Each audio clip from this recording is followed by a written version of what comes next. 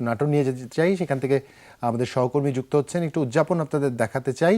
আমাদের সাথে নাজমুল হাসান যুক্ত হচ্ছেন। শুভ সকাল এবং শুভ নববর্ষ জুবায়ের এবং রুনিয়া যেমনটি বলছিলেন, সকাল সকাল কিন্তু মনটাই ভালো হয়ে গেছে যে বনলতার শহর নাটোরে কিন্তু বর্ণিল আয়োজনে নববর্ষ উদযাপনের প্রস্তুতি চলছে। এবং আমরা যেখানে রয়েছি মহারাজা জেএন উচ্চ বিদ্যালয়, সেখানে থেকেই কিন্তু একটি র্যালি শুরু হবে এবং এখানে জেলা প্রশাসন সহ বিভিন্ন জায়গার কর্মকর্তারা এখানে উপস্থিত হয়েছেন। সমাজ কল্যাণ প্রতিমন্ত্রী ফারজানা শারমিন পুতুল এবং হুইপ কুদ্দুস তালুকদার দুলু এসে যোগ দিলেই কিন্তু এই বর্ণিল আয়োজন অর্থাৎ র্যালিটা শুরু হবে। এবং দিনব্যাপী কিন্তু যে রানী ভবানীর অর্ধভঙ্গেশ্বরী যে রানী ভবানীর রাজবাড়ি, সেখানে মুক্ত মঞ্চে বিভিন্ন সাংস্কৃতিক অনুষ্ঠান থেকে শুরু করে বিভিন্ন অনুষ্ঠান হবে, বৈশাখী মেলা হবে এবং ইতিমধ্যে আমরা লাঠিয়ালদের দেখছি যে লাঠি খেলার প্রস্তুতি নিচ্ছে। আমরা যদি নাটোরের জেলা প্রশাসক আসমা শাহিনের সাথে কথা বলি, যে একটু যদি বলেন যে দিনব্যাপী আসলে কী ধরনের বর্ণিল আয়োজন রয়েছে।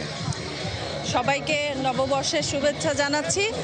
আমাদের সরকারি নির্দেশনা অনুযায়ী আজকে বৈশাখী শোভাযাত্রা দিয়ে আমরা দিনটি শুরু করতে যাচ্ছি এবং এর পরবর্তীতেই আমাদের সাংস্কৃতিক অনুষ্ঠান রয়েছে।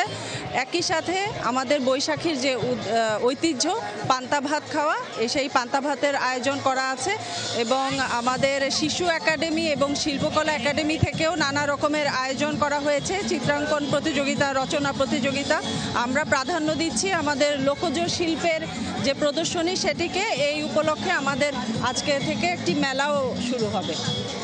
জুবায়ের, যে কথাটি শুনছিলেন যে আমাদের জেলা প্রশাসক মহোদয় যে বিষয়টি বললেন যে বর্ণিল আয়োজনে কিন্তু দিনব্যাপী এই নাটোরে অর্থাৎ বনলতার শহরে বৈশাখী উৎসব উদযাপন হবে, এমনটাই বলছেন কিন্তু জেলা প্রশাসনের কর্মকর্তারা।